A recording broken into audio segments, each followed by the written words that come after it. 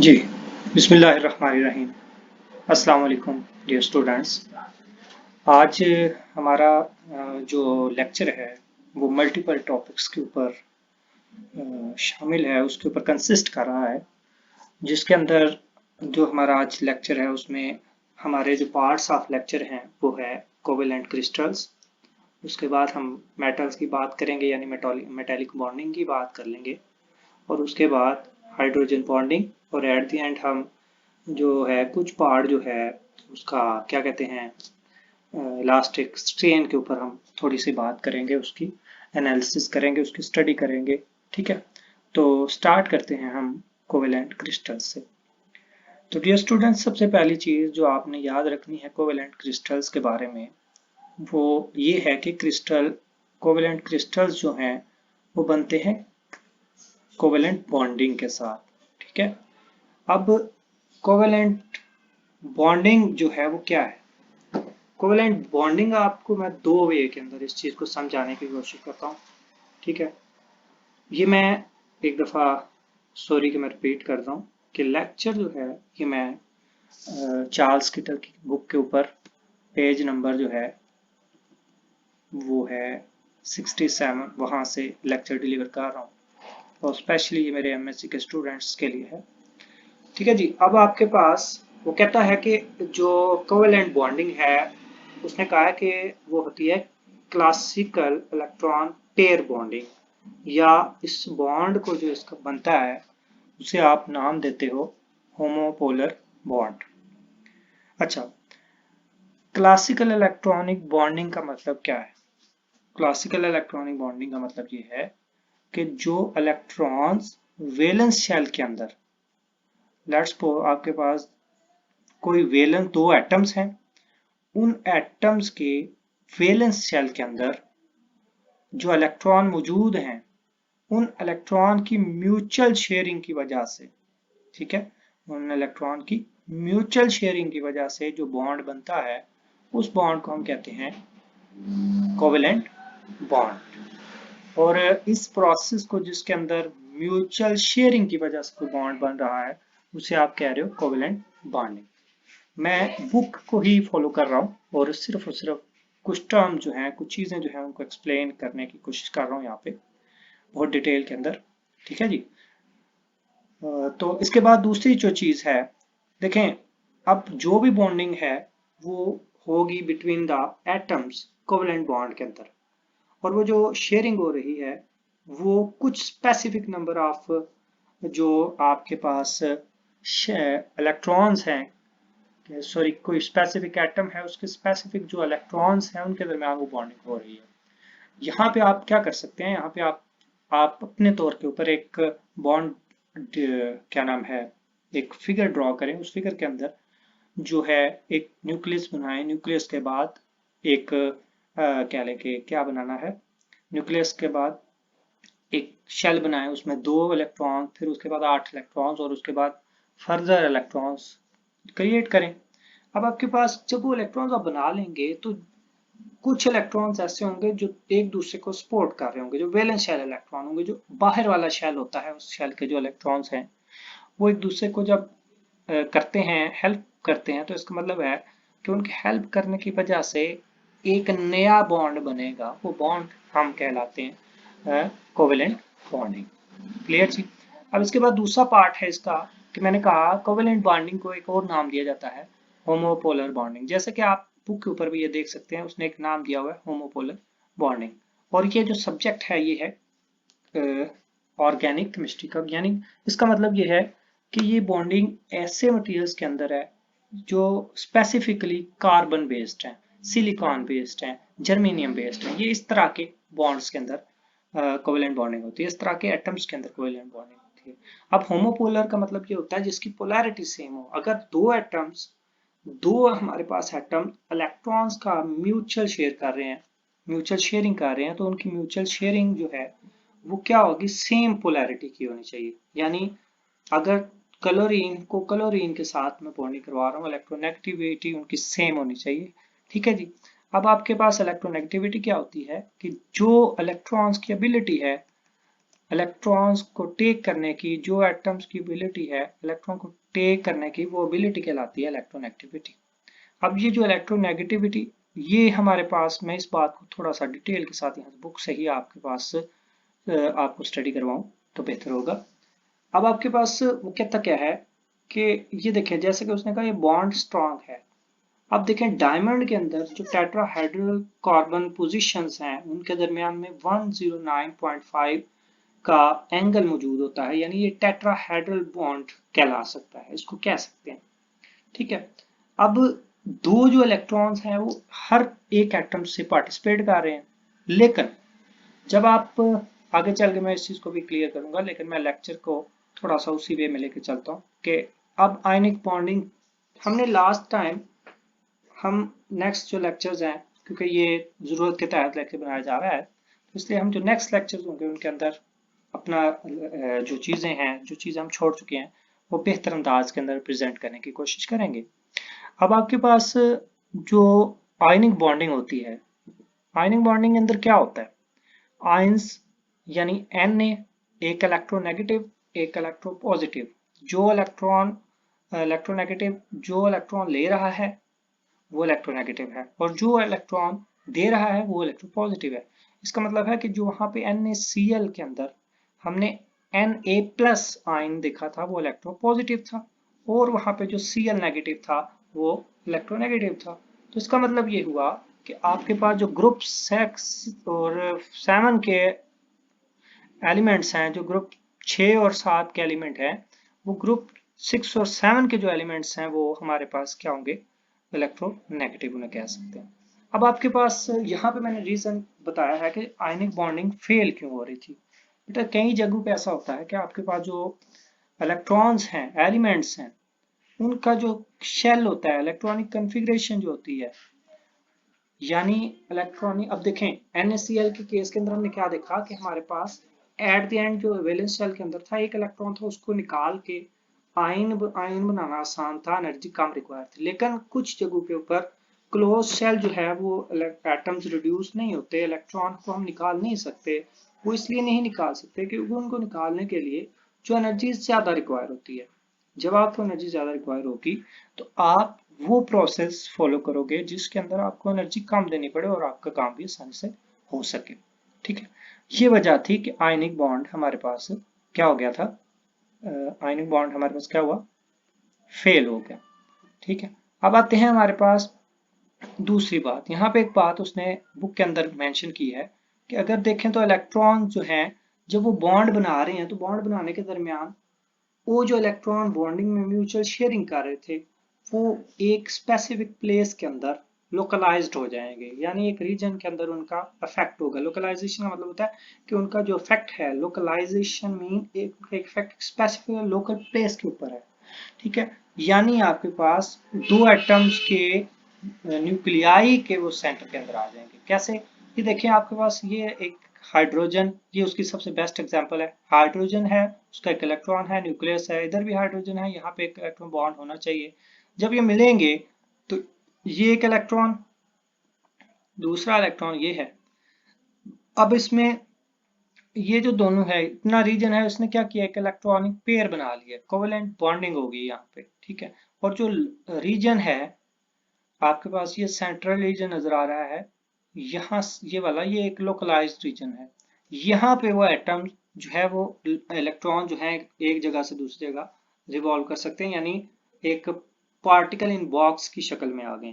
ठीक है, अब आपके पास मैंने यहाँ पे सिर्फ और सिर्फ ये एक्सप्लेन किया कि आपके पास जो इलेक्ट्रॉन्स हैं, हाइड्रोजन के अंदर इलेक्ट्रॉनिक कोवेलेंट बॉन्डिंग होती कैसे है। तो उसका सिंपल जो वे आंसर है वो ये है कि जब हाइड्रोजन हाइड्रोजन का अगर आप इलेक्ट्रॉनिक कॉन्फ़िगरेशन देखें उसकी कोवेलेंट बॉन्डिंग को स्टडी करने के लिए, तो वो सिंपल है। लेकिन जब आप क्या करते हो कि हाइड्रोजन का शेल एक ही है 1s1, अब उसका कोई दूसरा शेल मौजूद नहीं है, तो क्या होगा कि दो हाइड्रोजन एटम जब एक दूसरे के करीब आएंगे तो वो जो 1s हमारे पास है, 1s इलेक्ट्रॉन है शेल के अंदर, 1s शेल के अंदर जो एक इलेक्ट्रॉन मौजूद है, वो इलेक्ट्रॉन क्या करेगा, एक दूसरे के साथ ज्वाइन कर लेंगे, एक दूसरे को ज्वाइन कर लेंगे। अब अगर तो दो एटम्स के दरमियान सिंगल पेयर बन रहा हो, यानी दो इलेक्ट्रॉन सिर्फ हों, तो इस तरह की बॉन्डिंग को आप कहते हो सिंगल कोवेलेंट बॉन्डिंग। और अगर आपके पास बॉन्डिंग में पेयर ज्यादा हो जाए तो इस तरह डाई ट्राइवेलेंट कोवेलेंट बॉन्डिंग आप उसे कह सकते हो। ठीक है, यहां तक ये बात ठीक है जी, बड़ी सिंपल बातें की है आपने। अब आपके पास आगे आते हैं कि जो हमारे पास है ये पैराग्राफ नंबर, यहाँ पे ये लास्ट लाइन में देख रहा हूँ पैराग्राफ 2 का, कि स्पिन जो है दो इलेक्ट्रॉन्स की वो एंटी पैरेलल होती है। यानी कि एक ये जो आपके पास 1s, इसकी स्पिन अगर अप है तो इसकी स्पिन डाउन होगी, और यहाँ पे स्पिन कंप्लीट हो जाएगी 1s2 हो जाएगा, एक स्पिन अप एक स्पिन डाउन। ये फिजिक्स वाले बच्चों को बड़े आराम से बातें समझ आने वाली हैं। अगर तो ये फिजिक्स का कोई नहीं है तो फिर वो चीजें ज्यादा एक्सप्लेन करनी पड़ती हैं। लेकिन यहाँ पे फिजिक्स और केमिस्ट्री वाले को पता है कि स्पिन अप और स्पिन डाउन का मतलब क्या है, यानी एक एंटी स्पिन है एक स्पिन है। अब यहाँ पे जो होगा, जहाँ पे जो बॉन्डिंग बनेगी उसके अंदर जो स्पिन है वो एंटी पैरेलल होगी, यानी अगर यहाँ पे 1s अपवर्ड है तो यहाँ पे स्पिन डाउन होगी। अब यहाँ पे 1s 1 अप और डाउन, ठीक है। तो इसका मतलब ये हुआ कि आपके पास स्पिन इलेक्ट्रॉन की क्यों एंटी पैरेलल है, वो इसलिए एंटी पैरेलल है कि पॉली एक्सक्लूजन प्रिंसिपल ये कहता है कि आपके पास जो इलेक्ट्रॉन्स हों, जो एक सिस्टम हो, उसके किसी एक शेल के अंदर दो इलेक्ट्रॉन सेम क्वांटम नंबर के साथ नहीं होने चाहिए। और स्पिन जो है वो क्वांटम नंबर की बेस पे अगर डिफाइन हो रही है तो डेफिनेटली जब अप स्पिन है वो एक वजह से है, डाउन स्पिन है वो दूसरी वजह से है, तो क्या होगा कि जब पॉली एक्सक्लूजन प्रिंसिपल ये कहेगा कि आपके पास जितनी स्पिन आपके पास अगर स्पिन सेम आ जाती है इसका मतलब है क्वांटम नंबर सेम आ जाते हैं। ठीक है, स्पिन क्वांटम नंबर सेम आ गए तो ये पॉली एक्सक्लूजन प्रिंसिपल, उसमें चार चीजें हैं, ऑर्बिटल, स्पिन और दो और चीजें हैं। ठीक है, अब उसमें मैं क्योंकि डिटेल में नहीं जाना चाह रहा, अब चीजों को कवर करना चाह रहे हैं। अब आपके पास जब आपने ये वैलेंस शेल की, आपको सिर्फ और सिर्फ एक चीज के ऊपर कंसर्न होना चाहिए कि आपकी जो स्पिन है वो नहीं होनी चाहिए एक दूसरे के पैरेलल। ठीक है, तो इसका मतलब ये है कि सिर्फ स्पिन, आपको वैलेंस शेल के अंदर डेंसिटी ऑफ इलेक्ट्रॉनिक डिस्ट्रीब्यूशन पे कोई आपका काम नहीं है कि वहां पे कितने इलेक्ट्रॉन्स हैं, ये आपका काम नहीं है। आपका काम सिर्फ ये है कि जब आप बॉन्डिंग करा रहे हो, कोवेलेंट बॉन्डिंग कराओ, तो उसके अंदर आपकी जो क्या नाम है उसको क्या कहते हैं, जो स्पिन है वो हमेशा एक दूसरे के एंटी पैरेलल हो। ठीक है, अब ये जो रीजन है, मैंने जैसे ये कहा, तो ये जो रीजन है यहाँ पे इलेक्ट्रॉन के पाए जाने की मैक्सिमम प्रोबेबिलिटी है। ठीक है, अब इसके बाद वो कहता है पैराग्राफ नंबर 3 के अंदर वो कहता है कि आपके पास covalent bonding has directional properties. Directional properties का मतलब क्या है कि कोवेलेंट बॉन्डिंग के अंदर इलेक्ट्रॉन्स इस तरह से जुड़ते हैं, इस तरह से कंबाइन होते हैं, इस तरह से मिलते हैं कि जो एटॉमिक स्ट्रक्चर बनता है, जो एटम्स की ओरिएंटेशन है, वो ओरिएंटेशन एक बड़ी स्पेसिफिक, एक बड़ी मैनर के अंदर होती है। यानी अगर आप देखो तो आपको यहाँ पे मैं सिर्फ एक डायमंड स्ट्रक्चर की मैं बात कर लेता हूँ, ये डायमंड स्ट्रक्चर की बात आप कर लो, तो अगर इसको कभी सर्च करके देखो डायमंड स्ट्रक्चर के अंदर क्या है। डायमंड स्ट्रक्चर के अंदर मैंने जैसे कहा कि कार्बन एटम्स टेट्राहाइड्रल पोजीशन के अंदर है, क्लोज में नहीं है, उनके जो एंगल्स हैं वो टेट्राहाइड्रल है, यानी उनका जो एंगल है दो कार्बन एटम के दरमियान, दो एक्सिस के दरमियान 109.5 है। ठीक है, अब इसका नुकसान भी है, लेकिन क्योंकि कोवेलेंट बॉन्डिंग जो है वो इनके दरमियान स्ट्रांग है तो ये इसको एज दे रही है क्लोज पैक स्ट्रक्चर की बजाय। अब आपके पास वो कहते हैं कि हमारे पास जो है जब एंगल टेट्राहाइड्रल है तो इसका मतलब ये है कि जो आपकी अरेंजमेंट होगी, अगर क्लोज पैक स्ट्रक्चर के अंदर आप डायमंड को कंस्ट्रक्ट करना चाहो तो आपकी जगह जो है वो ज्यादा फिल हो जाएगी। ठीक है जी, जगह ज्यादा फिल हो जाएगी। अब आपके पास जब ये जगह ज्यादा फिल होगी किसके अंदर, क्यूबिक, क्लोज क्यूबिक के अंदर, तो इसका मतलब है कि टेट्राहेड्रल के अंदर एक और चीज ये है कि आपका जो सॉरी टेट्राहेड्रल के अंदर जो आपके नियरेस्ट नेबर्स हैं वो चार होंगे, यानी एक कार्बन एटम के साथ मजीद चार कार्बन एटम्स हैं। लेकिन अगर क्यूबिक के अंदर है तो एक कार्बन एटम के साथ 12 यानी पहले 4 फिर 4 फिर इस तरह 12, यानी आपने एक के साथ 12 को जोड़ना है। ठीक है, अब आपके पास ये बात होगी तो इसके बाद क्या करेंगे कि आपके पास, लेकिन ये नहीं आप कह सकते कि कार्बन की इंपॉर्टेंस कम है, सिलिकॉन की इंपॉर्टेंस कम है। ये बात वो कर रहा है, वो कह रहा है ये बात हम नहीं कर सकते। क्यों? कार्बन जो है वो पूरी की पूरी बायोलॉजी उसके ऊपर बेस्ड है, यानी कार्बनेशियस मटेरियल जो है उनके ऊपर पूरी की पूरी बायोलॉजी, क्या कहते हैं, बायोलॉजी उसके ऊपर पूरी की पूरी बेस्ड है। और जो हमारे पास सिलिकॉन है वो इलेक्ट्रॉनिक्स के अंदर या सेमीकंडक्टर टेक्नोलॉजी को बहुत ज्यादा क्या कर रहे हैं, सपोर्ट कर रही है। ठीक है जी। अब आपके पास नेक्स्ट चीज, अब वो कहता है कि एक्सचेंज इंटरेक्शन का मतलब क्या है। एक्सचेंज इंटरेक्शन को समझने के लिए थोड़ा सा मुझे आपकी तवज्जो चाहिए। वो समझाने के से पहले ये एग्जांपल मैं ऑलरेडी यहाँ पे कर चुका हूँ, ये वाली, कि जो मॉलिक्यूलर हाइड्रोजन है उसकी मैं एग्जांपल आपके सामने रिप्रेजेंट आपको कर चुका हूँ। ठीक है, तो स्पिन ओरिएंटेशन के अंदर क्या है। अब देखें, ओरिएंटेशन जब जब ऐसा इंटरेक्शन हो, ऐसी कॉलम एनर्जी हो जो बेस कर रही हो स्पिन के ऊपर, यानी अगर रिपल्सिव, मैं यहाँ पे आपको, यहाँ मैंने वो पॉइंट बनाया भी हुआ है आपके लिए, वो पॉइंट मैंने बना के रखा हुआ है कि अगर पॉली एक्सक्लूजन प्रिंसिपल फिल कर देता है स्पेस को तो क्या होगा, फोर्स ऑफ अट्रैक्शन।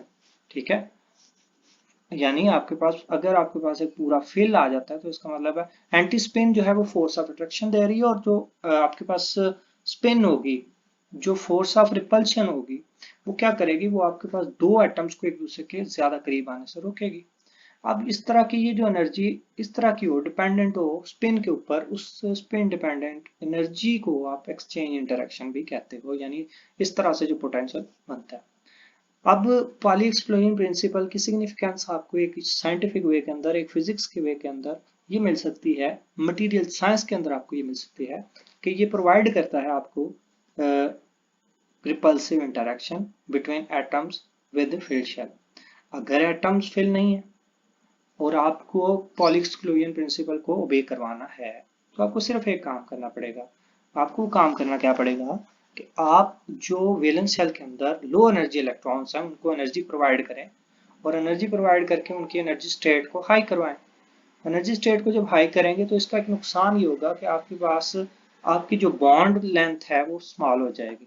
यानी अगर आपके पास क्लोरीन हो और आर्मी ए आर हो, तो इसका मतलब ये है, इसका मुझे अभी नाम नहीं आ रहा, तो इसका मतलब ये है कि आपके पास जो क्लोरीन है उसके जो आखिरी शेल है, वैलेंस शेल, उसके अंदर तीन, उसके अंदर 5 इलेक्ट्रॉन है, लेकिन ए आर के अंदर कितने हैं, 6 इलेक्ट्रॉन्स हैं। ठीक है, तो इसका मतलब है कि जो स्ट्रॉन्ग रिपल्सिव इंटरेक्शन होगा वो किसके अंदर होगा, ए आर के अंदर। इसका कैसे, कि मैंने आपको कहा जब आपके पॉली एक्सक्लूजन प्रिंसिपल पूरा ओबे होने का मतलब ये है कि आपके पास इंटरेक्शन जो है, बॉन्डिंग जो बने, उसके अंदर एक स्पिन अप हो एक स्पिन डाउन हो, यानी एक पूरा शेल कंप्लीट हो। जब शेल कंप्लीट होता है, शेल कंप्लीट होने की वजह से आपको क्या मिलेगा, एक रिपल्सिव इंटरेक्शन मिलेगा। ठीक है, जो रिपल्सिव इंटरेक्शन आपको, वो रिपल्सिव इंटरेक्शन क्या करेगा कि आपके पॉली एक्सक्लूजन प्रिंसिपल जितना ज्यादा, जितनी स्पेस फिल होगी, जितने शेल कंप्लीट होंगे, आपका जो क्या कहते हैं उसे, रिपल्सिव इंटरेक्शन है, वो आपके पास उतनी ज्यादा होगी। इसका मतलब है कि अगर दो एटम्स का कंपैरिजन बताया जाए कि इसका शेल ये है, इसके शेल ये हैं, तो आपको ये पता होना चाहिए कि जिसके वैलेंस शेल के अंदर नंबर ऑफ इलेक्ट्रॉन ज्यादा हों, वो जिसके सॉरी जिसका शेल फिल होगा उसकी रिपल्सिव इंटरेक्शन ज्यादा होगी। क्यों? क्योंकि वो एक नए को इंक्लूड नहीं होने देगा, वो वहां पे इंक्लूड करना ही नहीं चाहेगा, क्योंकि उसका जो शेल है वो कंप्लीट है। जब शेल कंप्लीट है तो वो स्टेबल हो गया, स्टेबल होने के बाद अगर वो स्टेबिलिटी को लूज करेगा तो डेफिनेटली उसको दोबारा से इंटरेक्शंस की तरफ जाना पड़ेगा, तो वो इस चीज को अवॉइड करना चाहता है। क्या, ये मेरे ख्याल में कोवेलेंट बॉन्डिंग के अंदर है। जो चीज आपको ना समझ आए आप मुझसे पूछ सकते हैं, क्वेश्चन कर सकते हैं उसके अंदर, कमेंट्स के अंदर भी आप पूछ सकते हैं। और उसके अलावा क्या लेंगे, सॉरी क्या कहते हैं उसे, टीम्स के अंदर। ठीक है, अब आपके पास उसने एक कंपैरिजन दिया, ये लास्ट पैराग्राफ, ये बात हमने अभी की है, ये वाली। ठीक है, ये बात मैंने अभी थोड़ी देर पहले आपके सामने की। अब आपके पास वो आ जाता है द एलिमेंट। कार्बन जो है, सिलिकॉन और जर्मेनियम, उसने कहा कि इनके जो चार चार इलेक्ट्रॉन्स है ना, यानी आखिरी जो शेल है उसके अंदर चार चार इलेक्ट्रॉन कंप्लीट करने के लिए काम है। तो इसका मतलब है अगर इलेक्ट्रॉनिक कन्फिग्रेशन ये होती तो क्या होता, इलेक्ट्रॉनिक कन्फिग्रेशन ये होने की वजह से आपकी टेट्राहेड्रल सिस्टम बन सकता था। कार्बन का टेट्राहेड्रल सिस्टम बनाने के लिए आपको एक ठीक ठाक amount of energy 4 electron volt को अगर करें इसके अंदर क्या नाम है कन्वर्ट करें तो आपको पता चलेगा ये ठीक ठाक अमाउंट ऑफ एनर्जी है। ठीक है, इसके बाद आते हैं हम, अगला टॉपिक है मेटल्स। मेटल्स जो हैं, मेटल्स की मैं बात करता हूँ, वो अनासर हैं, वो एलिमेंट्स हैं, वो चीजें हैं जो हाई एबिलिटी रखते हैं किसी चीज को कंडक्ट करने की। इलेक्ट्रिसिटी कंडक्ट करवानी हो तो सबसे ज्यादा वो मेटल्स को मिलती है। ये मेटल्स की खूबसूरती है, ये खूबी उनकी। ऐसा क्यों है कि ये बिल्कुल जनरल सी बातें कर रहा हूँ मैं, बच्चों वाली बातें आपको बता रहा हूँ कि जो एलिमेंट्स होते हैं मेटल्स के अंदर क्या होगा कि उसके एटम्स जितने ज्यादा फ्री होंगे, नंबर ऑफ इलेक्ट्रॉन्स सॉरी जितने ज्यादा फ्री होंगे, उन नंबर ऑफ इलेक्ट्रॉन्स की फ्री होने की वजह से आपका जो मेटल है, जो आपका मेटल है, इसका मतलब है उसके अंदर कंडक्शन उतनी ज्यादा होगी। अब आपके पास मेटल और नॉन मेटल जो है ये कंडक्शन क्यों करते हैं, कंडक्शन बैंड कैसे बनता है और वैलेंस बैंड, कंडक्शन बैंड कैसे बनता है, तो ये हम एक चीज एक दफा यहाँ पे रिव्यू जरूर करेंगे क्योंकि ये चीज बहुत इंपॉर्टेंट है।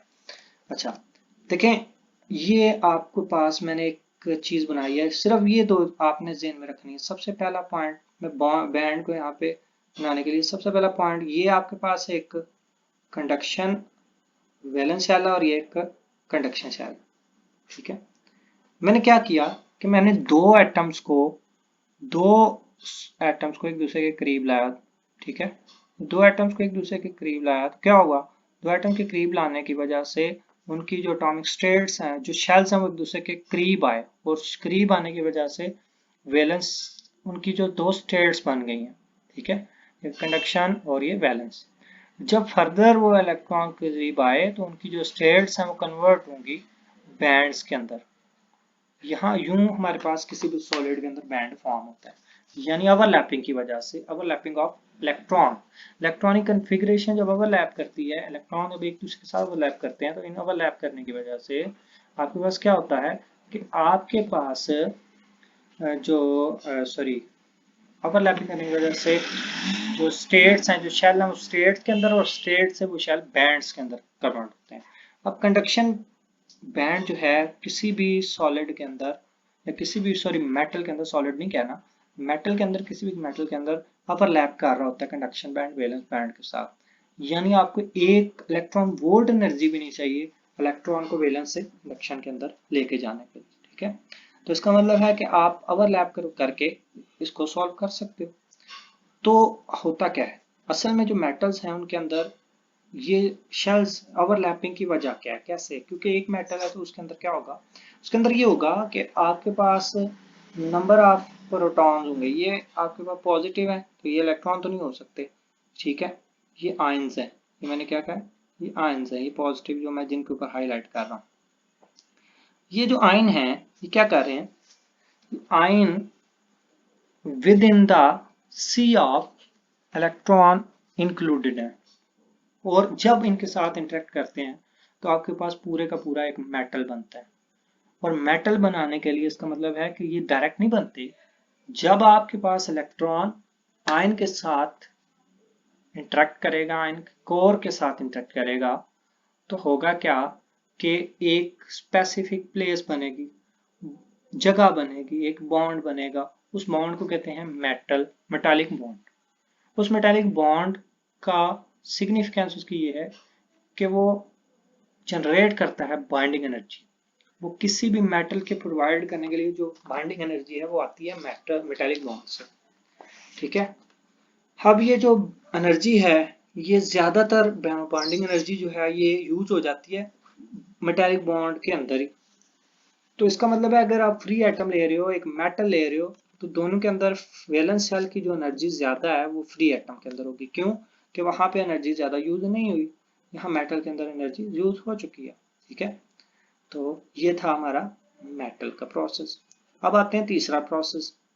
ठीक है, अब ये एक चीज यहाँ पे मैं सॉरी चीज को देखें, वो कह रहा है कंपैरिजन एक दे रहा है कि binding energy of alkali metal crystal is considerably less than that of alkali halide crystal. तो अल्कली हैलाइड क्रिस्टल से अल्कली मेटल क्रिस्टल की जो बाइंडिंग एनर्जी है वो कम होने की वजह क्या है कि उनका जो बॉन्ड है कंडक्शन इलेक्ट्रॉन की वजह से वो स्ट्रांग नहीं है। और उसकी वजह क्या है? उसकी वजह यह है कि जो इंटर एटॉमिक डिस्टेंस है वो अल्कली मेटल्स के अंदर ज्यादा है।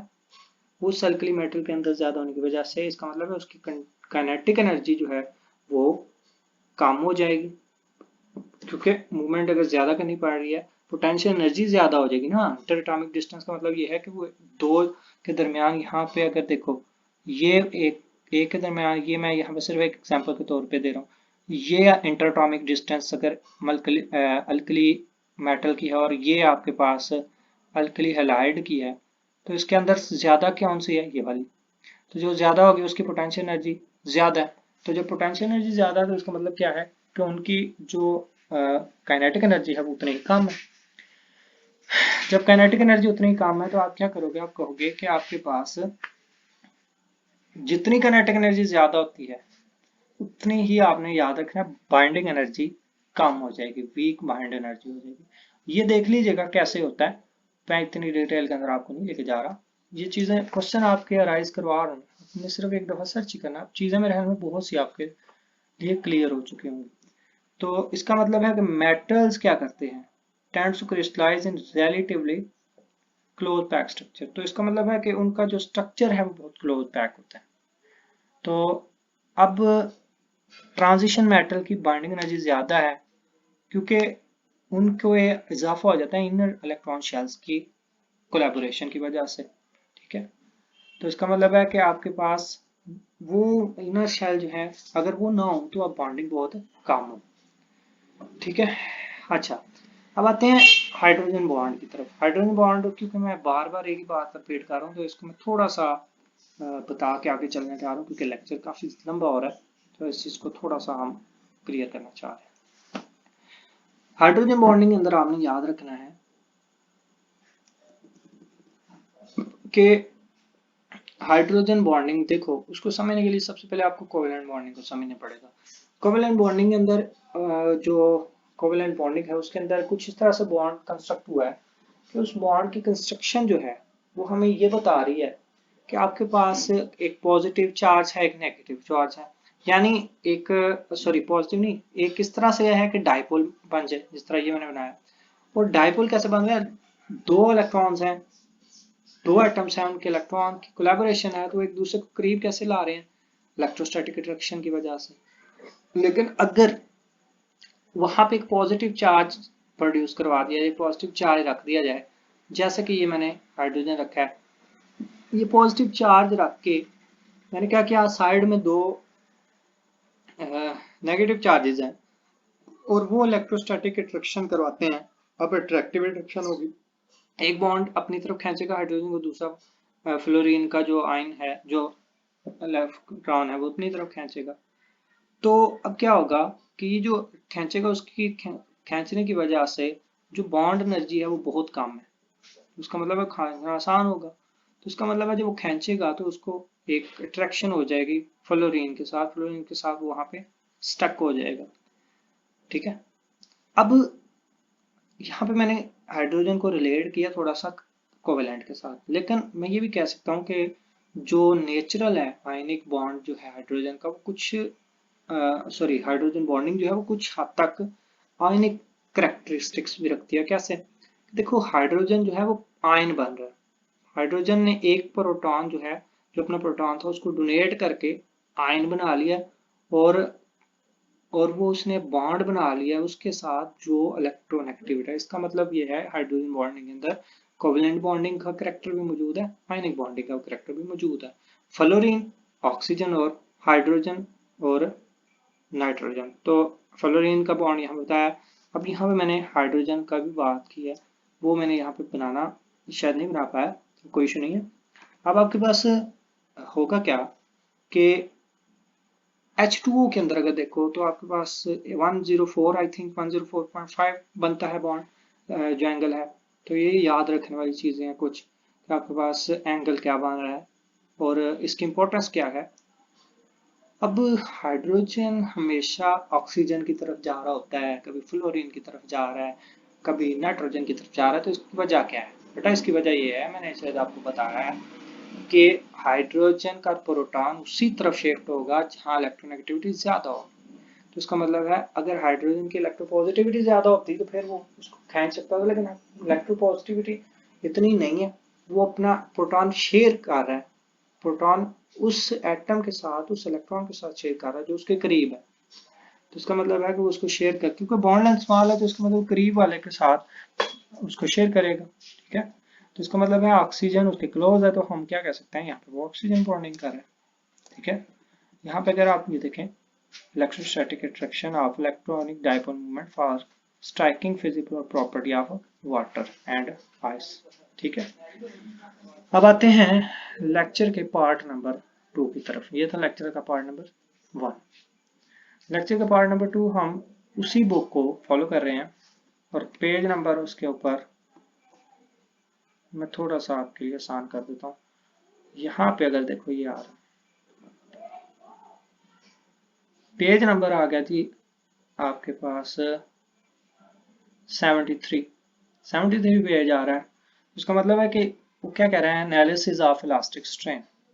ठीक है, हम इसको स्टार्ट करते हैं। बुक आपके पास है, लेकिन जो इजाफी चीज़ें हैं वो मैं थोड़ा सा आपके साथ अगर ना करूँ शेयर तो फिर आपके साथ वो जाती है। ठीक है, स्ट्रेन सबसे पहले क्या होता है? स्ट्रेन आपके पास रेशियो है दो same quantity, change of quantity, यानी आपके पास change of length divided by actual length. तो इसकी जो रेशियो है जियोमेट्रिक क्वांटिटी इसकी, वो रेशियो जो बनेगी उसको आप स्ट्रेन कहते हो। इसके बाद इलास्टिक का वर्ड यूज हुआ। इलास्टिक या इलास्टिसिटी से जब भी आप बात करते हो तो इलास्टिक की बात ये होती है कि अगर आप किसी ऑब्जेक्ट के ऊपर फोर्स लगा रहे हो और फोर्स लगा के आप उस ऑब्जेक्ट को थोड़ी देर के बाद फोर्स रिलीज करते हो, जैसे आपके पास कोई प्लास्टिक की चीज़ है या कोई रबड़ वगैरह है, रबड़ के साथ जब फोर्स लगाओगे या स्प्रिंग है तो स्प्रिंग के ऊपर थोड़ी सी फोर्स लगा के जब उसे छोड़ते हो तो वो स्प्रिंग अपनी इनिशियल कंडीशन के अंदर, अगर कोई चीज़ इस तरह की इनिशियल कंडीशन के अंदर आ जाए तो आप उसको कहते हो इलास्टिक बॉडी। ठीक है, और अगर इस तरह ना आए तो नॉन इलास्टिक है। अब आपके पास यहाँ पे उसने यहाँ पे दो तीन चीज़ें जो इजाफी की हैं वो ये है कि वो कह रहा है कि आपके पास हम स्टडी करने चाह रहे हैं क्रिस्टल के अंदर इलास्टिक स्ट्रेन। तो इसका मतलब है हम क्रिस्टल को एक इलास्टिक बॉडी कंसिडर करेंगे और उसके ऊपर जो फोर्स की बात वो कह रहा है वो फोर्स नहीं लगा रहे, उसके ऊपर हम उसको एनर्जी प्रोवाइड कर रहे हैं वेव लेंथ की फॉर्म के अंदर। उसको एनर्जी जो प्रोवाइड कर रहे हैं वो हमारे पास उसकी wave length, corresponding wave length है वो 10⁻⁻⁶ सेंटीमीटर, यानी एक हाई एनर्जी सोर्स के साथ उसको बम्बार्ड कर रहे हैं। यानी इलेक्ट्रॉनिक ये जो भी क्रिस्टल्स हैं उनको हम बम्बार्ड कर रहे हैं। जब बम्बार्ड करेंगे तो इसका मतलब ये है कि उस बम्बार्डमेंट के बाद हमें देखना है कि उसका जो बिहेवियर है, जब उसके ऊपर से एनर्जी हटाई, एनर्जी हटाने की वजह से उसके ऊपर जो बिहेवियर है वो दोबारा से पहले की तरह रिटेन हो जाए, तो इसका मतलब है वो हुक लॉ को फॉलो करेगा। और ये जो हुक लॉ कहता है, ये सिर्फ इतनी बात कहता है, ये कहता है stress is directly proportional to strain, कि जितनी स्ट्रेस लगाओगे एक खास लिमिट तक, जितनी ज्यादा स्ट्रेस लगाओगे किसी खास लिमिट तक उतनी ज्यादा स्ट्रेन प्रोड्यूस होगी, उतनी ज्यादा ज्योमेट्रिकल डिस्टरबेंस चेंज आएगा ज्योमेट्रिकल रेशियो के अंदर। ठीक है, तो अब ये जो चेंज होता है ये माइनर सा होता है, ये पॉइंट्स में होता है, 0 पॉइंट समथिंग। ठीक है, लेकिन जब आप ज्यादा बढ़ाते हो फोर्स को तो वो एक पॉइंट पे जाकर डिफॉर्मेशन हो जाती है, उस पॉइंट को आप यील्ड पॉइंट कहते हो। यील्ड पॉइंट क्या होता है? जिस पॉइंट के ऊपर आप जाके आपका जो क्रिस्टल है वो दोबारा अपनी पहली डिफॉर्मेशन के बाद अपनी पहली कंडीशन के अंदर, हालत के अंदर ना आ जाए। अब हमने यहाँ पे क्या किया है, हमने इस चीज को समझने के लिए कि अगर ज्यादा फोर्स लगा देते हैं, ज्यादा एनर्जी प्रोवाइड कर देते हैं, फिर होता क्या है, हमने इलेक्ट्रॉन की प्लेन्स को ड्रॉ किया और प्लेन ड्रॉ करने के बाद हमने कहा कि आपके पास ये 3 प्लेन्स हैं, स्पेस के अंदर इलेक्ट्रॉन एटम्स हैं, ठीक है, एक्स वाई जी, ऑर्थोगोनल वेक्टर्स कह सकते हैं आप इन्हें। अब वो जो ऑर्थोगोनल हैं वो इनके रिवर्स हैं, एक्स वाई जी के रिवर्स आ रहे हैं, ये देखो रिवर्स में। तो अब ये क्या होगा कि ये जो नई लेंथ है, ये नई लेंथ इसी लेंथ के अंदर मौजूद है। ऐसे ही जब आप इस लेंथ को डिफॉर्मेशन के बाद छोड़ोगे तो वो दोबारा बिहेवियर उसका ये होना चाहिए, अगर तो वो हुक लॉ को फॉलो कर रहा है, ठीक है। लेकिन अगर नहीं भी कर रहा तो वो लेंथ इसी के अंदर मौजूद है, वापस ना जाना और बात है, इस कंडीशन को वापस फुलफिल ना करना और बात है, लेकिन उसकी वही कंडीशन मौजूद है, वही उसका इफेक्ट मौजूद है, ठीक है। कि जो अनस्ट्रेन्ड सॉलिड के अंदर लेंथ थी वो लेंथ और नई जो लेंथ आ रही है वो उसी एम्बेडेड उसी सॉलिड के अंदर मौजूद है। किस तरह से मौजूद है उसका रिलेशन हम देखते हैं।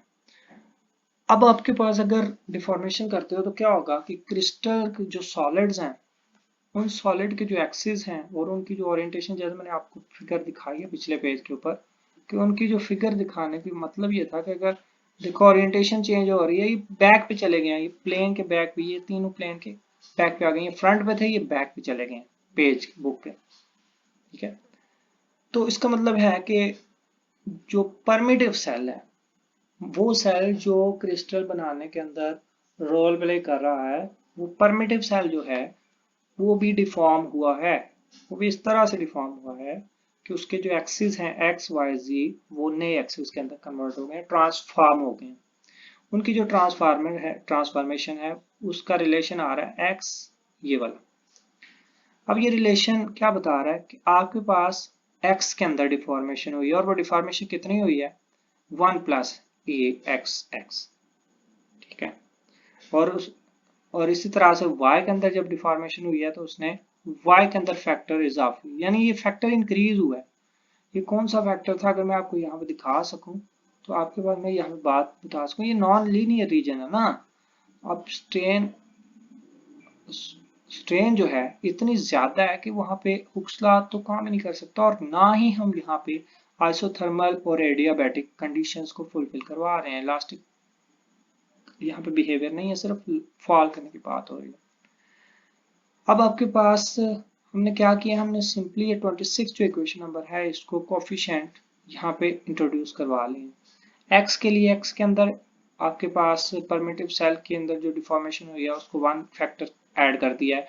वाई के अंदर तो 1 फैक्टर जो है वो बहुत स्मॉल, वो बहुत ग्रेटर है डिफॉर्मेशन से। और जैसे मैंने कहा था कि जो डिफॉर्मेशन होती है, डिफॉर्मेशन कोफिशिएंट है, जो ये जो आपके पास चेंज है वो बहुत स्मॉल आ रहा है, तो इतना स्मॉल है, स्ट्रेन स्मॉल होगी तो ये फैक्टर ज्यादा, और ये जो आपके पास वैल्यूज हैं एप्सिलॉन ए और बी, ये वैल्यूज उतनी छोटी होंगी, ठीक है। अब जब इस फैक्टर को मैंने सॉल्व करके देखा है इस फॉर्म के अंदर, ये वाले फॉर्म के अंदर मैंने इसको सॉल्व करके देखा है, तो क्या हुआ ये कि अब देखो ये स्मॉल के लिए था, अब मैंने इसको यहाँ पे सॉल्व कर दिया। मुझे सॉल्व करना थोड़ा सा आता था तो मैंने कोशिश की और सॉल्व हो गया। सॉल्व जब किया मैंने तो इसका मतलब क्या है, वो कह रहा है 1 प्लस एप्सिलॉन एक्स, यानी ये 1 एप्सिलॉन एक्स जो है ये डिफॉर्मेशन कोफिशिएंट है, यानी ये वो बता रहा है कि कितनी ज्यादा डिफॉर्मेशन हुई है। इसका मतलब यहाँ पे डिफॉर्मेशन काफी ज्यादा है, और अगर देखते हैं डिफॉर्मेशन कितना ज्यादा है भी या नहीं तो उसको कंफर्म कर लेते हैं थोड़ी देर तक, अभी आगे चल के चीजें आ रही हैं, ठीक है। वो चीजें चलती हैं तो जब चीजें पास आएंगी तो आपको खुद ही समझ आ जाएंगी। जब आपने डॉट प्रोडक्ट लिया तो x और x ये यूनिट वेक्टर्स हैं, y और y यूनिट वेक्टर हैं, z और z यूनिट वेक्टर हैं, तो आपके पास वैल्यू ये आ गई। अब ये वैल्यू जो है वो क्या बता रहा है, ठीक है, ये आपको बता रहा है कि ये जो वैल्यू आई है ये फ्रैक्शनल चेंजेस है लेंथ के अंदर, और ये फर्स्ट ऑर्डर के अंदर, ठीक है।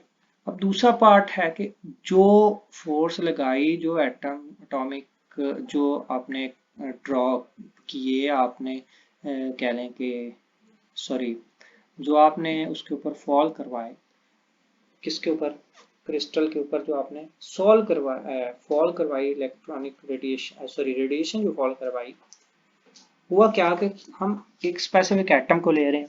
स्पेसिफिक एटम्स को हम कहते हैं कि वो स्पेसिफिक एटम हमारे पास पड़ा हुआ था किसी आर पोजीशन के ऊपर। ये आर वेक्टर है, यहाँ पे बना नहीं सके लेकिन आर वेक्टर है।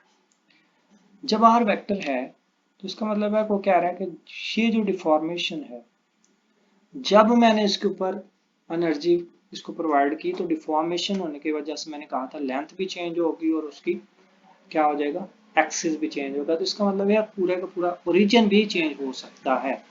अगर ओरिजिन शिफ्ट हो रहा है तो आप जो है वो कोऑर्डिनेट्स इस कोऑर्डिनेट से इस कोऑर्डिनेट के अंदर आ गए हो, ठीक है।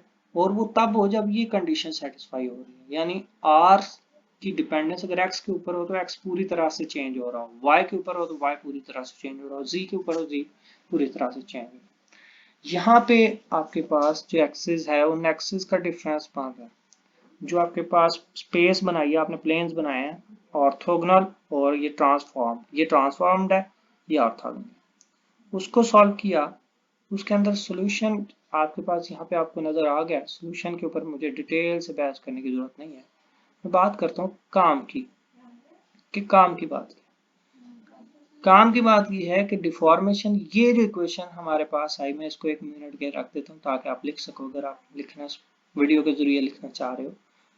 तो ये देखिए आपके पास, इसको सॉल्व किया मैंने, अगर सॉल्यूशन ना पता चले तो बता सकते हो आप। ये जो यू आर है इसका मतलब है कि ये चेंज हुआ है with respect to x axis, क्योंकि उसने यहाँ पे इनकी बात क्या की है, इनको क्या नाम दिया है, अगर आपको मैं दिखा सकूं ये चीज, ठीक है। उसने इनको कहा है कि ये डिस्प्लेसमेंट है। अब ये डिस्प्लेसमेंट सॉरी, ये आपके पास ये आपके पास डिफॉर्मेशन स्ट्रेन पॉइंट्स हैं। ये आपके पास स्ट्रेन की बात बताएंगे, स्ट्रेन कितनी है, ठीक है। इस स्ट्रेन को रिप्रेजेंट करने के लिए हमने यहाँ पे कांस्टेंट, यहाँ पे वैल्यूज इंट्रोड्यूस की हैं, ठीक है। अब आपके पास एक्स, ये आपके पास पर्टिकुलर एक्सिस के लिए स्ट्रेन है, यानी एटम एक्स एक्सिस से इतना हटा है। ये वाई एक्सिस के लिए वाई एक्सिस से इतना हटा है। ये जी एक्सिस के लिए ये आपको बता रहा है कि एटम जो है वो जी एक्सिस से कितना हट चुका है।